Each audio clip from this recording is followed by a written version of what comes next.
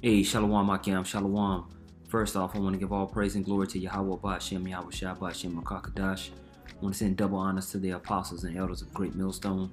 I want to send much peace, love, and salutations to you brothers out there pushing the word in sincerity and truth. It's a brother Ariala. This is going to be a response to a response. This is a response to a video that the brother Yashawamba did in response to a video that the brothers out there in Chicago had made. Apparently, someone had called one of the brothers' phones, stirring up strife and saying that we're coming for you, this and that. Now, whether it was actually an agent or one of the alphabet boys, so to speak, we'll see. But that's neither here nor there. I just wanted to. When you watch this video that Yashawamba did, he goes over it and he makes points about how we should follow Yahawashi and use his example of how to deal with these situations and be mindful of remaining in the spirit as we go through tribulation, as we begin to be accused and basically are lied on and lambasted, so to speak, in every which way. What I want to highlight, man, we were talking about this in the chat, and brothers like you should speak on this, so I'll speak on it briefly. I've been around Esau, man, coming up in the academic world.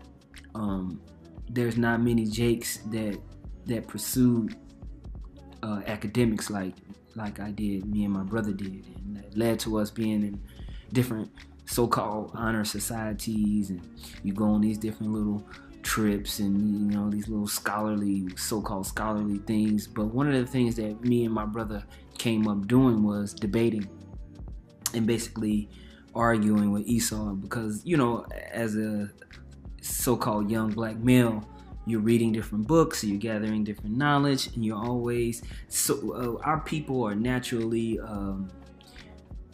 confrontational. If someone comes up to so-called Negroes or Latinos playing dominoes, if a so-called white person walks up and watch them playing dominoes or a card game and how we banter and go back and forth, they would think that it was actually an aggressive, like these dudes about to fight. Even though ain't nobody finna fight, man. We just talking back and forth, talking noise. That's just the way our people are. We naturally have that confrontational or upfront or seemingly aggressive way. To us, it's not aggressive, but to the outside world, it can be seen as aggressive. I want to pull this scripture and I want to make a point. Let me see if I got it. This is Revelation chapter 12, verse 10. It says, "And I heard a loud voice saying in heaven, now is come salvation and strength in the kingdom of our power and the power of his Mashiach. For the accuser of our brethren is cast down, which accused them before our power day and night." Now, we always talk about how we've been under the curses and how we've had to go to our enemies for the want of all things. So we have to understand the psychology and the nature of this empire. For us to be held in this captivity the way we've been held, you best to believe that the so-called white man has studied you so-called Negroes, Latinos, and Native Americans to the T. They've studied your personality type. They studied your whole the genetic genome to the best of their ability. They understand the way that you communicate. They understand the way that you learn. And they understand the way that you react to things. As these things build up, because what's happening is the threat of our doctrine is now affecting our enemies. See, at first they were just laughing and just scoffing and talking on the outside. But because this is getting so big, they are now openly responding and openly trying to sabotage this movement, so to speak. So the accuser of our brethren, these Edomites, they've studied our people. They studied us, man. The Edomites know how to push your buttons. Edomites know how to make you mad. Edomites know how to make it to where they'll win the argument because they can get you to overreact. And what Yahawashi was showing, I hope you brothers go and watch Yashawamba's video. Basically, Esau wins off of you overreacting to him. And he knows how to push your buttons to get you to overreact. Why? Because this world is already on Esau's side. So he knows that your nature in not combat or confrontation will make the world look at you like you're a threat. You'll react in a certain way. No, fuck that, you know. And so you watch this video, the brother gets the phone call, you know, it goes down the way it goes down. Esau can use all these type of things to entrap. See, we're in a spiritual war. So just like Syria and Israel, what happened at first with Syria and Israel? Are they shooting missiles on each other hard body right away? Absolutely not. They're shooting decoy missiles to get a counter response. And from the counter response, they can justify a full-on assault. So we have to be mindful of Esau's tongue. Esau will jump on your phone, or he'll get an agent to jump on your phone. He'll use one of these scoffers to do it, you know what I mean? To do that. Record and be like, look at these guys. Look how they react. So we have to be mindful of how we react to certain things. And just like Yahawashi said, the best person to get that example from is Yahawashi. Now, that's easier said than done, because we've all overreacted and done too much. But we're getting into the times to where we have to be keen. We have to be perceptive on how we move all the time. And we have to be particular and tedious about it. So it might be annoying. You might feel like you've been, you know, we talk about being salty, but Jake don't want to feel like they being weak. No. Being salty is being strong, like a comment the brother Mike Allah made. This is Colossians chapter 4, verse 4. It says that I may make it manifest as I ought to speak. Walk in wisdom toward them that are without, redeeming the time. Okay? Let your speech be always with grace, seasoned with salt, that ye may know how ye ought to answer every man. So we have to be mindful of the games that Esau likes to play. See, Esau likes to say something or do something to get you to react aggressively, or what they would consider as aggressive, to say, see, look at him. He's a beast. He needs to be, we got to get in control. I'm scared of this beastly character. Although you ain't no threat to nobody. You ain't chasing nobody up the street. You ain't doing nothing to nobody. But in this society, they have that advantage. They have that handicap, so to speak, to say, oh, look how this dude reacted. We need to destroy him. So, Akiam, be mindful of Esau's games.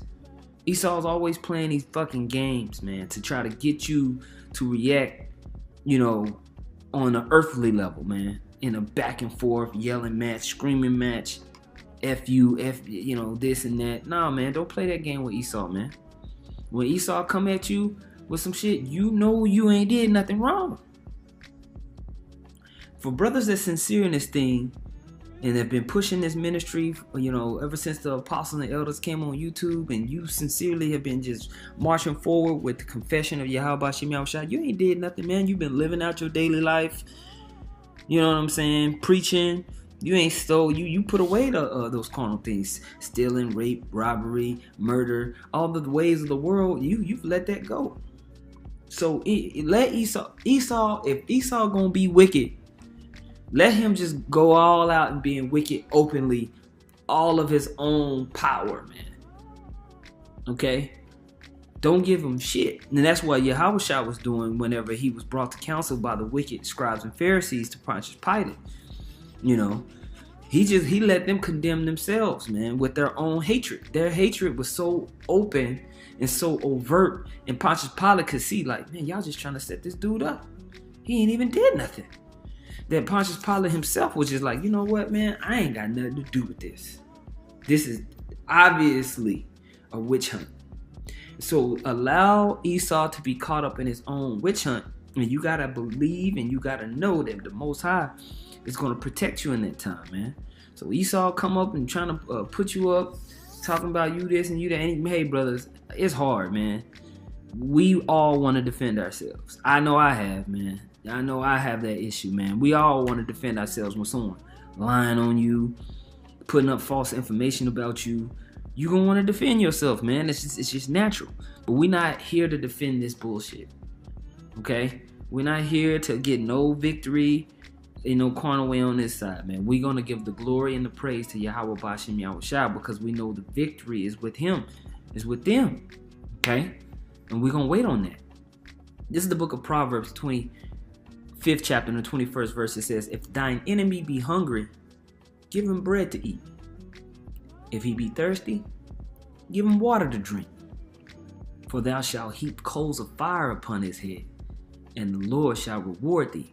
So just be mindful, when these demons want to come up and try to entrap you in arguments and words and this back and forth, man. Remember this scripture. Remember this scripture in the spirit. Don't look at this scripture and think about actual carnal food and carnal drink. Think about it in your speech. Think about it in your interactions when we come across these heathens, when we come across the enemies of the word in your day-to-day life, man.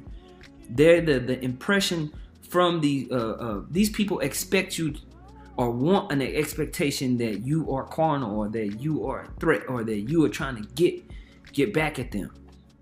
Don't give them that, man. And this is the ultimate way of warfare. Anytime you come across, you have an issue, brothers that have done martial arts or boxed and done things like that, what's the worst thing you can do when you get in that ring with somebody? It's to fight angry. It's to fight with an intention. When the other fighter knows that you're mad and that you're going for their head, it's easier for them to counter you. You open yourself to get countered. So what we're saying on this video is, don't open yourself up to be counterattacked when Esau does shit, man. Keep a tight defense, be mindful, and listen to what's happening. Always try to have a bird's eye view on a situation. When we gathering all this knowledge, wisdom, and understanding from the scriptures, these are just weapons and tools that we have in this spiritual war. And we should always have that bird's eye view whenever we put into situations. We got to slow things down and think fully. Okay, how's my, not so much what they said, what you say too matters in the situation. Be mindful. Be mindful. Okay? Because really, it's nothing but setups and okie dokes they're trying to get. So we got to be mindful and make sure that we're going to get caught up in that carnal back and forth. Okay? All right. 2 Peter 3:14, wherefore, beloved, seeing that ye look for such things, meaning these ending of these times, be diligent that we may be found of him in peace, without spot and blameless. So that's how we conduct ourselves amongst this brotherhood, and also how we seen without. How people on the outside is looking at us, man. We got to be mindful of that, because it's all traps and snares and nets that the Satan is trying to set up for our people. So we got to watch out, man. I want to pull this one scripture here. This is in the book of Hebrews, the 12th chapter, and the 14th verse. It says, follow peace with all men and holiness, without which no man shall see the Lord. Okay? And, I'm using this scripture right here just to highlight the point of Esau is always trying to play the victim. He's going to do whatever he can to get you to overreact in situations, and you see it every day, man. Like I tell you, growing up, man, I've seen it time and time again, where Edomite will do something that's complete bullshit just to get you to overreact, and then turn around and be like, "Whoa, look, see," and 2/3 they use this tactic too, but they get it from their father, Satan. They get it from their father, Satan, man, from the beginning. And so you got to watch out for that, man. So, it's just something to take heed on. It's something that as young men, we all fall victim to. I know I have personally, you know what I'm saying? So it's something that I try to be mindful of. and I'm glad that these things are happening to basically shake us up and remind us and keep us in that mindset that we are constantly in warfare. And if you raise your head up underneath that bunker and not paying attention, you will get sniped. So keep your shit wired tight, as the apostles like to say. Be mindful, and just know that Esau's always playing games. Watch out for his games, man. He always playing these little BS games, trying to get you to do this or that. And if you get caught out there, then he'll conveniently have all the evidence he needs to bring further persecution on yourself. So don't bring further persecution on yourself by overreacting to the things Esau does. I mentioned this on the last live show I did at the very end, that this knowledge that we have, this wisdom that we gather, and should bring you into a balanced place. You shouldn't be too high or too low about what's going on. We watch all these events that are leading up into World War III. We get excited to see these prophecies unfold, but we still keep a centered mentality towards continue to produce and work, and confess and teach, and we don't try to get, just too far in any direction. We stay temperate in all things, and we just continue forward, man. So just be mindful of Esau's games. They gonna play these little games and try to get you, whether it might be via email, phone call, someone on your YouTube page. Be mindful of the words that you speak. Be mindful of the words that you type, and be mindful of the actions that you do, whether in private or in public. Okay, because you're always being watched 24/7. So I just wanted to bring that out real quick and highlight that, because it's something that I've personally seen growing up.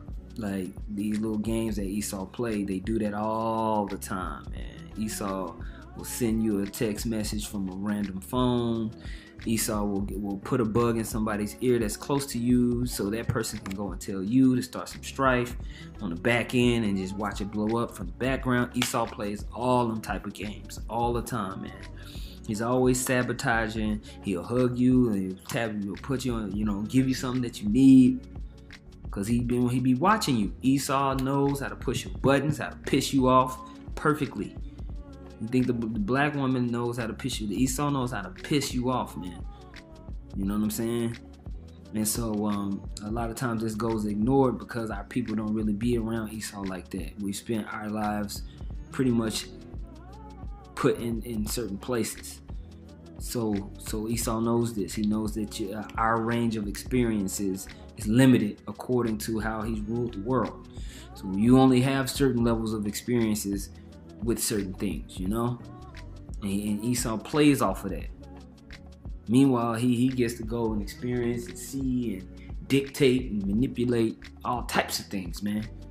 So that gives him a competitive advantage in the world. See, but what he does not have a competitive advantage is in the spirit. This is where he's totally discombobulated. So we have to make sure that we're moving spiritually, because that's the place where Esau has no advantage. He does not have an advantage in the spiritual world. But in the carnal, back and forth, tit for tat, this and that and this, he can get you. So be mindful, okay? So I just wanted to, just mention that, man. This ain't, to be all drawn out, man. I just want to admonish something that I'm thinking about, I kept thinking about, and Lord willing, I kept thinking about. Call halal, Yahweh, Ba'ashem, Yahawashi, Ba'ashem, Wakakadash. Double honors to the apostles and elders of Great Millstone. Much peace and salutation. Much peace, love, and salutations to you, Akim, out there pushing words in sincerity and truth. Hey, shalom.